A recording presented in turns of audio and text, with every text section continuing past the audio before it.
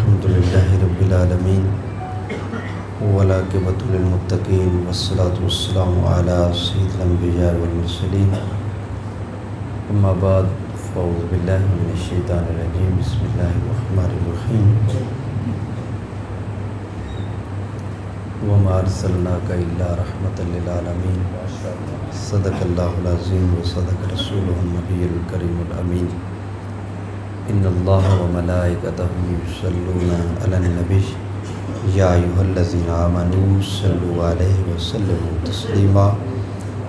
کوئی زبان خاموش نہ رہے،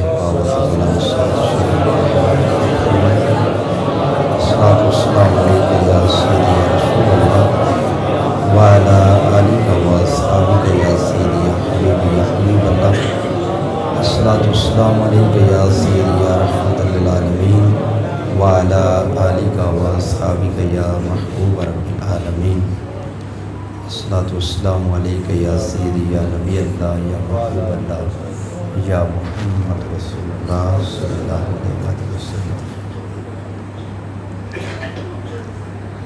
بے بسم اللہ اسم اللہ دا یہ بھی گہنا بارہ ہو، نال شفاعت سرور عالم چٹسی عالم سارا ہو، حدوں بے حد درود نبی نو جس دا ایڈ پسارا ہو، میں قربان تنہا تو یا حضرت باہو جنہ ملیا نبی سہارا ہو۔ قوت عشق سے ہر پست کو بالا کر دے، قوت عشق سے ہر پست کو بالا کر دے، دہر میں اسم محمد سے اجالا کر دے۔ ہونا یہ پھول تو بلبل کا ترنم بھی نہ ہو، ہونا یہ پھول تو بلبل کا ترنم بھی نہ ہو، چمن دہر میں کلیوں کا تبسم بھی نہ ہو۔ خیمہ افلاک کا استادہ اسی نام سے ہے، نبض ہستی تپش آمادہ اسی نام سے ہے، اور کی محمد سے وفا تو نے تو ہم تیرے ہیں، کی محمد سے وفا تو نے تو ہم تیرے ہیں، یہ جہاں چیز ہے کیا لوح و قلم تیرے ہیں۔ نہایت ہی واجب القدر لائق صد احترام و تکریم عزت مآب جناب حضرت علامہ قاری غلام دستگیر صاحب اور واجب القدر واجب الاحترام علماء کرام، بزرگوں، بھائیوں، ساتھیوں، السلام علیکم ورحمۃ اللہ وبرکاتہ۔ بندہ نچیز کا تعلق دربار پروردگار حضور سلطان العارفین برہان الواصلین حضرت صفی سلطان باہو رحمۃ اللہ تعالیٰ علیہ آپ کے در اقدس اور دربار گوہربار سے چلائی جانے والی اصلاحی جماعت و عالمی تنظیم العارفین کا ایک ادنا سا نوکر ہونے کی حیثیت سے آپ کے سامنے حاضر ہے۔ دعا فرمائیں کہ پروردگار عالم خلاق کائنات اللہ رب العزت ایسی نوکریاں دارین میں نصیب فرمائے۔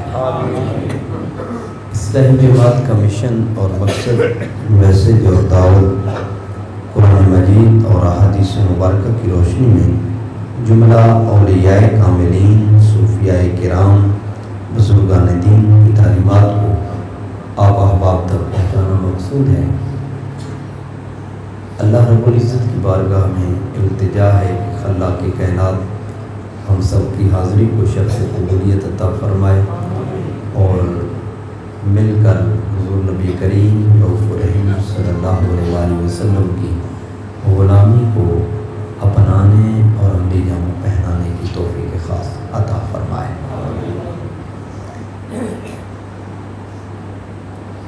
آج کی اس نشست کے اندر دو اہم امور پر اختصار کے ساتھ دو بھی گزارشات عرض کر کے آپ احباب سے اجازت چاہوں گا۔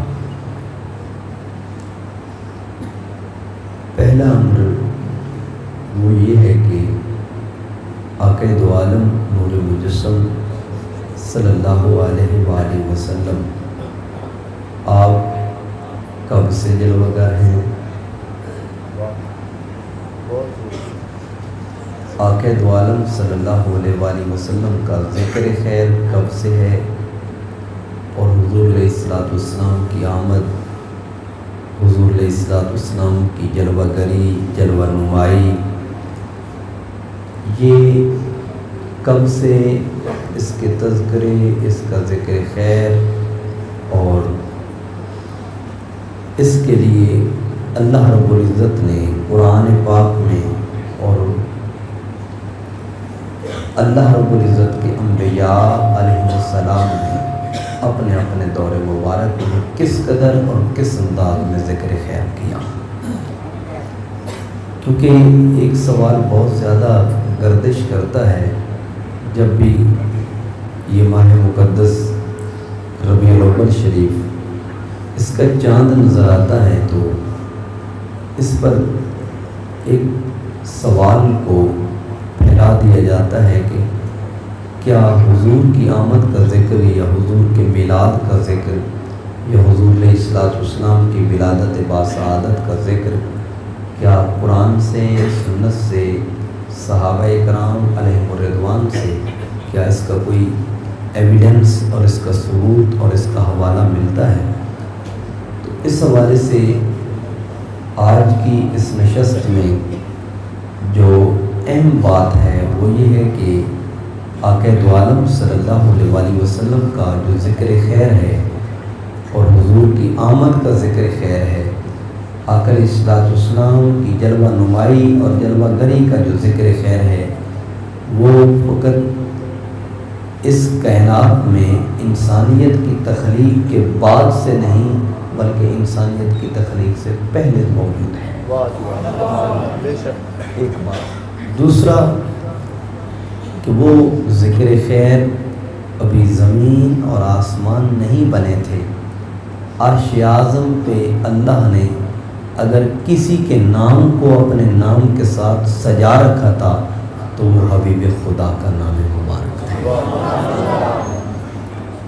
اور دوسری بات وہ جو بہت زیادہ اہم ہے، اس کی نسبت دوسری بات زیادہ اہمیت کی حامل ہے، اور وہ یہ ہے کہ آقا علیہ السلام کی جلوہ گری، جلوہ نمائی، آپ کے میلاد، آپ کی ولادت باسعادت، آپ کی خلقت مبارک اور آپ کی بعثت مبارک کے بنیادی مقاصد کیا ہیں.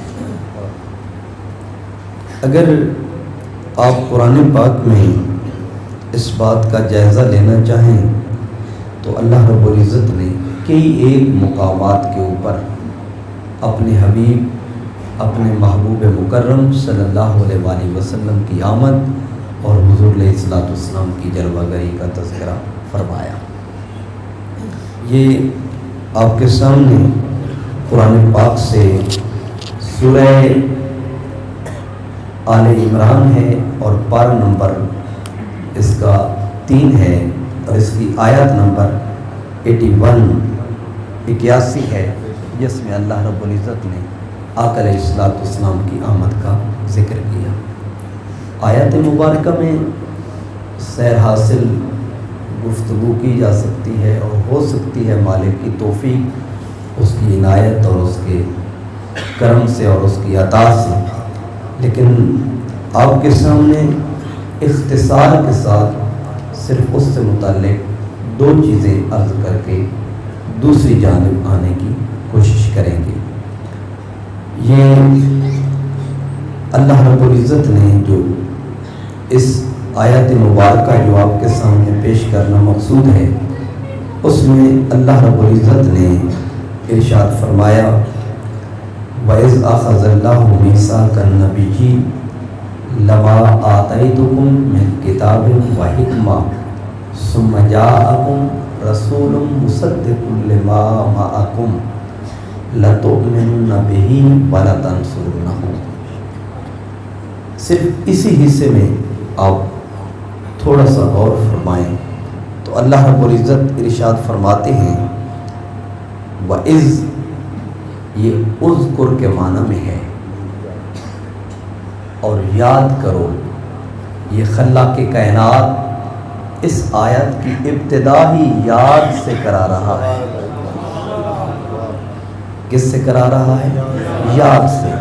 تو یاد کرانے کا مقصد یہ ہے کہ کوئی اہم امر ہے جس کی یاد خدا دلا رہا ہے۔ بات نہیں سمجھے میرے خیال میں، دوبارہ عرض کر دیتا ہوں کہ اللہ ایک چیز کو یاد کرا رہا ہے۔ دو دوست کسی ایک مقام پہ کوئی عہد کرتے ہیں، اور وہ عہد زمانہ دراز کے بعد دہرایا جاتا ہے، تو دوست سے کہتا ہے ذرا اس عہد کو یاد کرنا، ذرا اس وعدے کو یاد کر، ذرا اس بات کو یاد کر۔ اب عہد ہے خدا کا اور لیا گیا ہے انبیاء سے، اور شروعات کی ہیں حضور علیہ الصلوۃ والسلام کے دور مبارک میں، جبکہ اس عہد کو اس کائنات میں نہیں لیا گیا، اس ناسوت کے عالم میں نہیں لیا گیا، اس عالم دنیا کے اندر اس عہد کو نہیں لیا گیا۔ یہ عہد عالم ارواح میں اللہ رب العزت نے اپنے انبیاء سے لیا، اپنے محبوب علیہ الصلوۃ والسلام کے متعلق لیا، اور اس پر خلاق کائنات نے جب اس آیت مبارکہ کو قرآن پاک میں نازل کیا تو فرمایا وَإِذْ، یعنی یاد کرو اس عہد کو جو اللہ نے اپنے نبیوں سے لیا۔ اس سے واضح ہوتا ہے کہ بات کوئی عہد ہے، اور بات کس کی ہے؟ محبوب خدا کی ہے، امام الانبیاء کی ہے، حضور رسالت مآب صلی اللہ علیہ وآلہ وسلم کی ذات اقدس کی ہے۔ فرمایا یاد کرو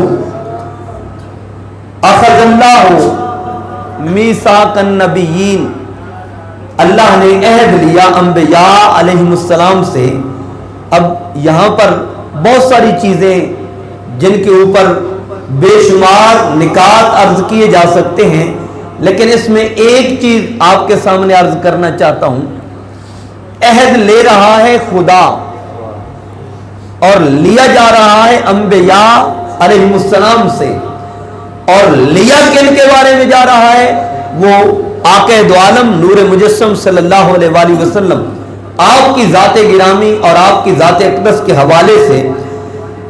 اب قرآن میں آپ گہرائی سے جب جا کے دیکھتے ہیں، اور قرآن پاک کا عمیق نظری سے، قرآن پاک کا قرآن میں غوطہ زنی سے، قرآن میں فکر، سوچ، بچار، تدبر اور تفکر سے جب اس بات کا آپ جائزہ لیتے ہیں تو نتیجتاً ایک بات واضح ہوتی ہے کہ قرآن کے اندر کوئی بات ایسی نہیں جو مضبوط نہ ہو، پختہ نہ ہو، جس میں قوت، طاقت اور جس میں دلیل اور برہان موجود نہ ہو۔ ہر بات ہی پختہ اور مضبوط ہے، مگر جب اللہ رب العزت نے انبیاء سے اپنے محبوب کی بات کی تو وہاں پر فرماتا ہے میثاق النبیین، عہد کے ساتھ اس کو منفرد کر کے بیان کیا۔ جبکہ اس کی توحید کی بات ہو وہاں میثاق کا ذکر نہیں کرتا۔ قل هو اللہ احد اللہ الصمد لم یلد ولم یولد ولم یکن لہ کفوا احد۔ اس کا کوئی جواب دے کہ یہ عالم ارواح کی بات نہیں، یہ تو عالم دنیا کی بات ہے، تو چلو آؤ عالم ارواح کی بات کر لیتے ہیں۔ اللہ نے فرمایا الستو بربکم، یہ عالم ارواح کی بات ہے، کیا میں تمہارا رب نہیں؟ یہاں تو اللہ نے کوئی عہد نہیں لیا، یہاں تو میثاق کی بات اللہ نے نہیں فرمائی، یہاں تو عہد کا تذکرہ خلاق کائنات پروردگار عالم نے نہیں کیا۔ لیکن جب محبوب کی بات آئی، محبوب کی آمد کی بات آئی، اور محبوب سے متعلق بات آئی تو عہد کی بات کی۔ اب قرآن کی اساس اور بنیاد کو دیکھیں نا، اللہ رب العزت نے حالات ترتیب میں جس سورت کو مقدم رکھا وہ ہے سورہ فاتحہ، اور شروع کہاں سے ہوتی ہے؟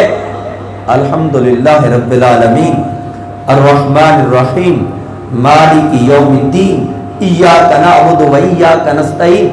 अब अलहम्द से शुरू होती है, यहाँ तो किसी ऐद का जिक्र नहीं।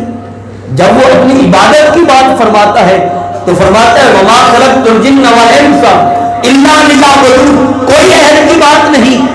तो अल्लाह फरमाता है कुरान में कि हर जगह अहद की ज़रूरत नहीं होती। या अल्लाह हिकमत क्या है? फरमाए मेरा पूरा कुरान ये शक और शुबह से पाक और मुनज़्ज़ह और मुबर्रा है। ज़ालिकल किताबु ला रैब फीह, फरमाया ये वो किताब है जिसमें शक और शुबह की कोई गुंजाइश नहीं। या अल्लाह जब तेरे कलाम में, तेरे फरमान में, तेरे कुरान में शक और शुबह की गुंजाइश नहीं, तो फिर महबूब से मुतल्लिक जब बात की तो अहद क्यों लिया? इसकी हिकमत क्या है? अल्लाह ने फरमाया यही तो समझाना चाहता हूं कि बात इतनी अहम है जिसके बगैर न तुम ईमान तक रसाई हासिल कर सकते हो, जिसके बगैर न मेरी बारगाह के कुर्ब और तकर्रुब तक हासिल कर सकते हो रसाई। इसलिए मैंने अहद लिया कि ये मेरे महबूब से मुताल्लिक ऐसा अमर है कि एक वक्त आएगा शायद कोई कोशिश करे कि इसको रद्द कर दिया जाए। मैंने कुरान में अहद के साथ जिक्र किया कि ये इतनी अजीब बात है क्योंकि महबूब मुस्तफा की बात है। इसलिए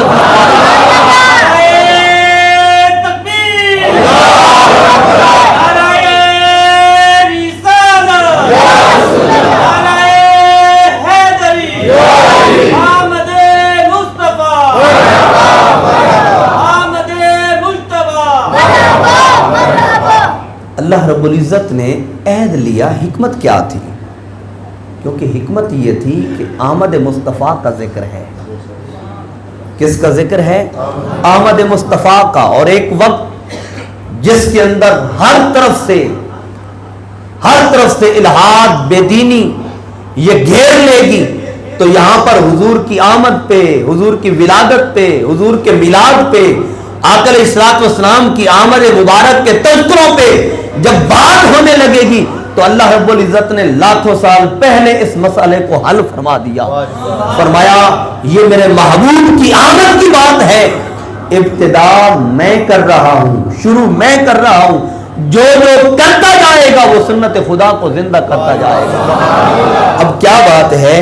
फरमाया लमा आतैतुकुम, अहद अंबिया से है। वैसे भी एक दुनिया का उसूल है, आप जानते हैं, यहाँ एक देहात के माहौल में आप रहते हैं कि इलाके का कोई सफेद पोश शख्स, बाएतमाद शख्स, काबिल भरोसा शख्स, उसके बारे में इलाके के लोग कहते हैं कि यार आपके बारे में फलां शख्स गवाही दे दे तो हम आपकी बात को मान जाएंगे, हम इस बारे में बात करना तय कर देंगे कि आपसे ये मामला, ये वाकया, ये चीज सरगर्म नहीं हुई, क्या क्या आपके बारे में फलां शख्स ने गवाही दे दी, फलां शख्स ने आपके बारे में बात कर दी।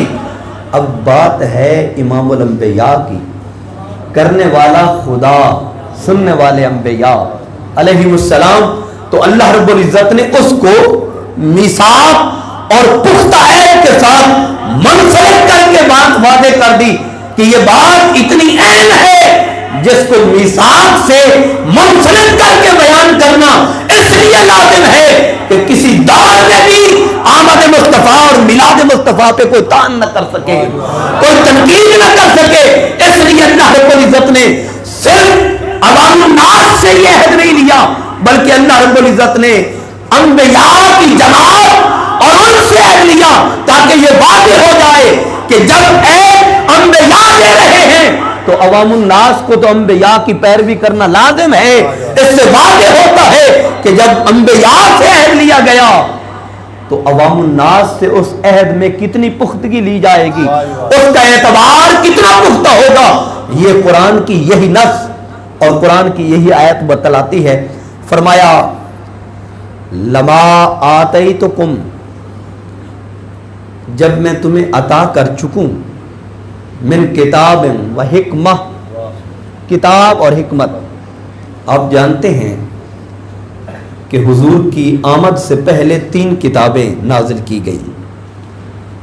तौरात, ज़बूर, इंजील, 100 सहाइफ जो हज़रत अब्दुल्ला इब्न अब्बास रज़ियल्लाहु ताला अन्हुमा आपके कौल के मुताबिक 100 सहाइफ आदम अलैहिस्सलाम पे, इदरीस अलैहिस्सलाम पे, इस्माईल इब्राहीम अलैहिस्सलाम पे 100 सहाइफ उतारे गए और 3 किताबें उतरी। अब अल्लाह रब्बुल इज़्ज़त ने फरमाया लमा आतैतुकुम मिन किताबिन व हिकमा, जब मैं तुम्हें किताब और हिकमत अता कर चुकूं, सुम्मा जाअकुम रसूलुन, फिर जाअकुम रसूलुन, फिर तुम्हारे माबैन मेरा रसूल सल्लल्लाहु अलैहि वसल्लम तशरीफ लाए, मेरे महबूब तशरीफ लाए, मेरे पैगंबर तशरीफ लाए, मेरे नबी तशरीफ लाए। तो फिर तुमने क्या करना है? और उनका तशरीफ लाने के बाद पहला मनसब क्या है? फरमाया मुसद्दिकुल लिमा माअकुम, जो तुम्हारे पास हो उनकी तस्दीक करने वाले, लतुमिनुन बिही व लतंसुरुन्नहु, तो तुम्हारे ऊपर लाजिम है कि जरूर जरूर जरूर तुम ईमान भी लाना और मेरे महबूब अलैहिस्सलातु वस्सलाम की नुसरत और मदद भी करना। अब यहाँ बहुत सारी चीजें अहम हैं। यहाँ 3 चीजें इस आयत मुबारका के इसी हिस्से में अर्ज करना चाहता हूं।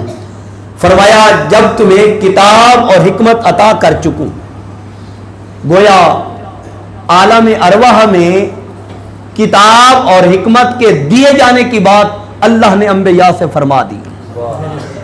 मूसा अलैहिस्सलाम को तौरात, ईसा अलैहिस्सलाम को इंजील, दाऊद अलैहिस्सलाम को ज़बूर और बाकी अंबिया को सहाइफ अलैहिस्सलाम अता कर चुकूं। फरमाया फिर तुम्हारे माबैन मेरा रसूल जलवागर हो, जाअकुम, तुम्हारे पास मेरा रसूल तशरीफ लाए।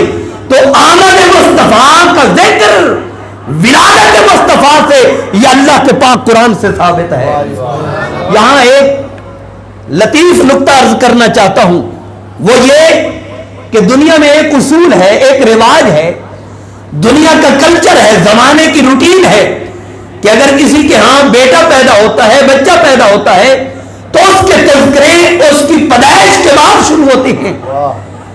उसके जिक्र को उसकी पैदाइश के बाद आम किया जाता है कि ज़ैद के यहां बेटा हुआ, बकर के यहां बेटा हुआ, खालिद के यहां बेटा हुआ, अमर के यहां बेटा हुआ, फलां के यहां बेटा हुआ, फलां के यहां बेटा हुआ।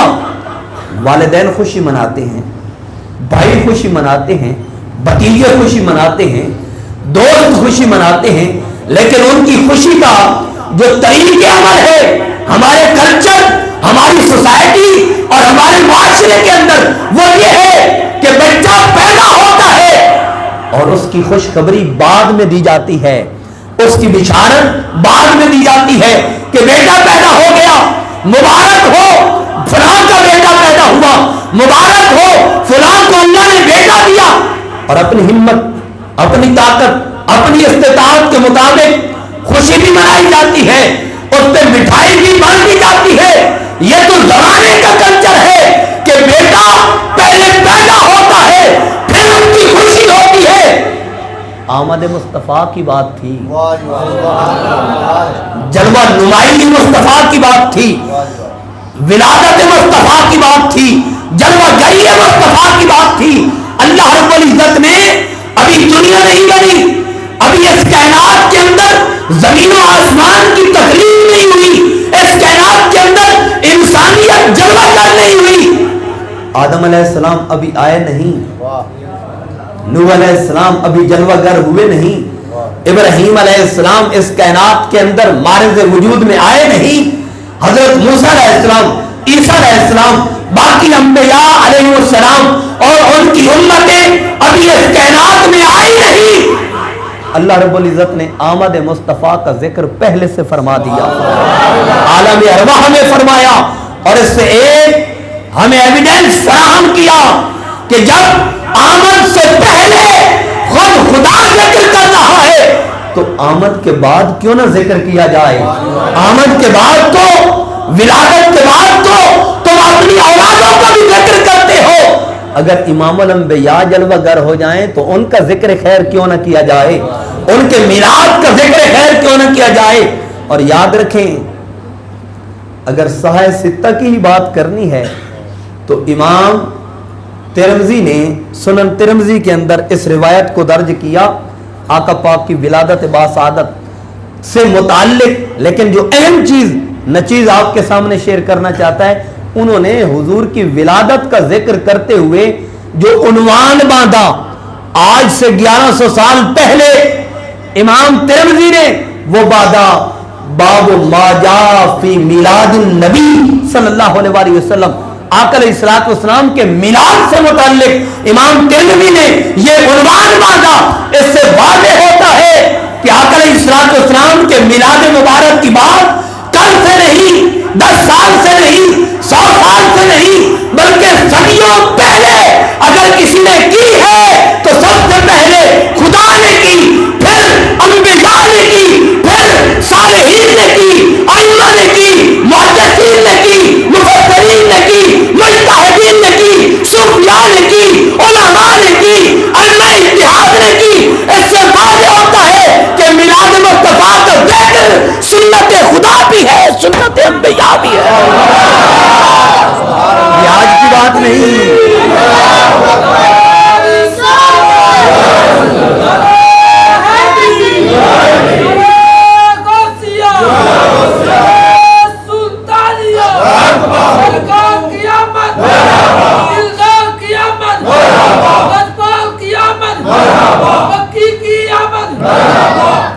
اس سے واضح ہوتا ہے کہ حضور کی آمد تو تب سے مذکور ہے، آقا علیہ السلام کی ولادت اور آمد کا ذکر تو تب سے مذکور ہے جب دنیا بنی ہی نہیں تھی۔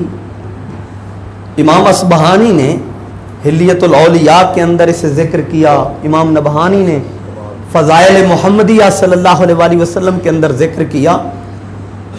حضرت موسیٰ علیہ السلام نے اللہ کی بارگاہ میں ہم کلامی کا شرف پایا، وَأَوْحَى اللَّهُ إِلَى نَبِيٍّ مِّن بنی اسرائیل، اللہ رب العزت نے بنی اسرائیل کے نبیوں میں سے ایک نبی موسیٰ علیہ السلام کی طرف وحی کی، اور اللہ رب العزت نے وحی کس چیز کی اور اس میں ذکر کس کا کیا؟ اس میں ذکر آقا دو عالم صلی اللہ علیہ وسلم کا ذکر کیا، اور اللہ رب العزت نے آقا علیہ السلام کا ذکر کرتے ہوئے جب حضور کی عظمت بیان کی تو عرض کی، اے بار الہ ومن احمد، جن کا ذکر اتنا کیا جا رہا ہے وہ ہیں کون؟ جن کا تذکرہ اتنا کیا جا رہا ہے وہ ہیں کون؟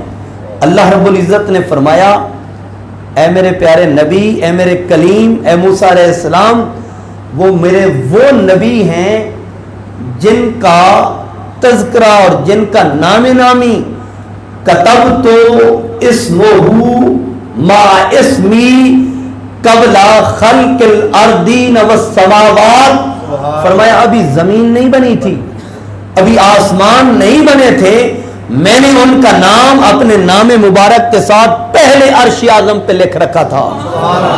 اب زمین تو بنی نہیں، آسمان تو بنے نہیں، ان سے بھی پہلے میں نے ان کا ذکر کیا۔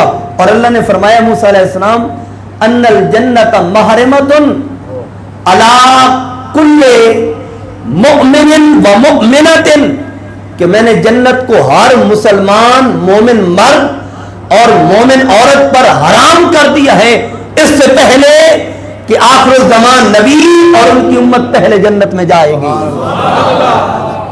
اللہ رب العزت نے اور بہت ساری چیزوں کو وقت کی نزاکت ہے ذکر کیا، تو حضرت موسیٰ علیہ السلام کو اشتیاق پیدا ہو گیا اور عرض کی، اے بار الہ اللہم اجعل لی امتن، اے اللہ وہ امت مجھے عطا کر دے، میری امت بنا دے۔ اللہ نے فرمایا وَاسْتَقْدَمْتَ وَاسْتَأْخَرْ، آپ پہلے جلوہ گر ہو چکے ہیں، وہ امت بعد میں آئے گی۔ اللہ رب العزت کی بارگاہ میں التجا کی، یا اللہ آخر الزمان نبی اگر اتنے ہی تجھے محبوب ہیں اور ان کی امت مجھے نہیں دیتا تو پھر ایک اور کرم کر دے. اللہ نے فرمایا میرے کلیم کیا چاہتے ہو؟ عرض کی اللہم اجعل نبیّا من امتک، اے اللہ اس امت سے مجھے بھی کر دے جس نبی کو وہ امت تو نے عطا کی ہے، جس کی فضیلت، جس کا شرف یہ ہے کہ جب تک وہ اور ان کے نبی جنت میں نہیں جائیں گے کوئی بھی نہیں جا سکتا. تو ایک کرم مجھ پہ کر دے کہ مجھے بھی ان کا امتی بنا دے. اور اب موسیٰ علیہ السلام نے عرض کی اللہ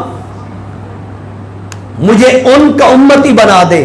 اللہ رب العزت نے فرمایا اے موسیٰ علیہ السلام، اے میرے کلیم وہ بعد میں جلوہ گر ہوں گے، آپ تو ابھی جلوہ گر ہو چکے ہیں، لیکن ایک وقت آئے گا جب مقام جنت ہوگا تو وہاں پر ان کو اور آپ کو ایک جگہ پہ اکٹھا کر دوں گا، ان کو ملا دوں گا. اب یہاں جو اہم بات ہے وہ یہ ہے کہ موسیٰ علیہ السلام فقط نبی نہیں، نبوت کا منصب آپ کے پاس، رسالت کا منصب آپ کے پاس، کلیم ہونے کا منصب آپ کے پاس، صاحب کتاب رسول ہونے کا منصب آپ کے پاس. یہ اتنے مناسب، ان کے باوجود آخر الزمان نبی کی امت سے ہونے کی دعا کی جا رہی ہے. تو یہاں ایک نقطہ ملتا ہے وہ یہ کہ یہ امت اپنی صفوں کی تلاشی تو لے، آخر خدا نے ان کی صفوں میں ایسا رکھا کیا ہے کہ نبی بھی ان میں بیٹھنا چاہ رہے ہیں، رسول بھی ان میں بیٹھنا چاہ رہے ہیں، پیغمبر بھی ان کی صفوں میں بیٹھنا چاہ رہے ہیں. تو اس سے واضح ہوتا ہے کہ ان کی صفوں میں کوئی ایک امتیازی بات تو موجود ہے، کوئی ایک امتیازی چیز تو موجود ہے کہ نبی بھی التجا کر رہے ہیں، رسول بھی التجا کر رہے ہیں، پیغمبر بھی التجا کر رہے ہیں کہ مجھے آخر الزمان نبی کا امتی بنا دے. اور آپ جانتے ہیں حضرت عیسیٰ علیہ السلام قرب قیامت جلوہ گر ہوں گے، اور عیسیٰ علیہ السلام انجیل کی تبلیغ کے لیے نہیں، اپنی نبوت اور اپنی رسالت کی تبلیغ کے لیے نہیں، بلکہ آقا دو جہاں صلی اللہ علیہ وآلہ وسلم کی امت کے شرف کو پا کر امام مہدی علیہ السلام کی ابتدا میں نماز ادا کریں گے اور ان کے ساتھ مل کر جہاد کریں گے. اس سے واضح ہوتا ہے کہ انبیاء علیہ السلام اپنا شرف سمجھتے تھے آقا علیہ السلام کی امت سے ہونے کے لیے. اللہ رب العزت نے فرمایا ثم جاءکم رسول، پھر تمہارے پاس میرے رسول، میرے نبی، میرے پیغمبر جلوہ گر ہو جائیں. اور پھر فرمایا مصدق لما معکم، جو تمہارے پاس تورات، زبور اور انجیل ہے ان کی تصدیق کرنے والے. اہل علم و دانش تشریف فرما ہے. میرا ایک سوال ہے آپ احباب سے، اور وہ سوال یہ ہے کہ اگر میں یہاں پہ ایک کتاب رکھ دوں، علامہ صاحب تشریف فرما ہیں، قاری صاحب تشریف فرما ہیں، مفتی صاحب تشریف فرما ہیں، ان کے سامنے کتاب کو میں کھولتا نہیں اور انہیں علم بھی نہیں کہ یہ کون سی کتاب ہے، اور میں سوال کروں کیا تصدیق کرتے ہو جو اس میں لکھا ہے حق ہے،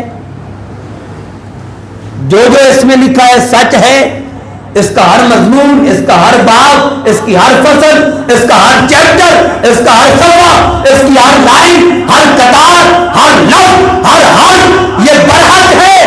تو یہ کہیں گے بھائی میں نے دیکھی نہیں، میں اس کی تصدیق کیسے کروں گا، میں نے تو مشاہدہ ہی نہیں کیا، میں اس کی تصدیق کیسے کروں گا؟ تو اللہ رب العزت نے فرمایا ثم جاءکم رسول، پھر تمہارے پاس میرا رسول جلوہ گر ہو جائیں، مصدق لما معکم، جو تمہارے پاس ہو ان کی تصدیق کرنے والے. تو یہاں اس آیت اور نص کے حصے سے کیا پتہ چلتا ہے کہ تورات جس کی تصدیق حضور کرنے والے، زبور جس کی تصدیق حضور کرنے والے، انجیل جس کی تصدیق حضور کرنے والے، اور حضور بن دیکھے، بن سمجھے، بن جانے، بغیر مشاہدہ کیے تصدیق نہیں کرواتے، تو اس سے نتیجہ بات واضح ہوتی ہے کہ موسیٰ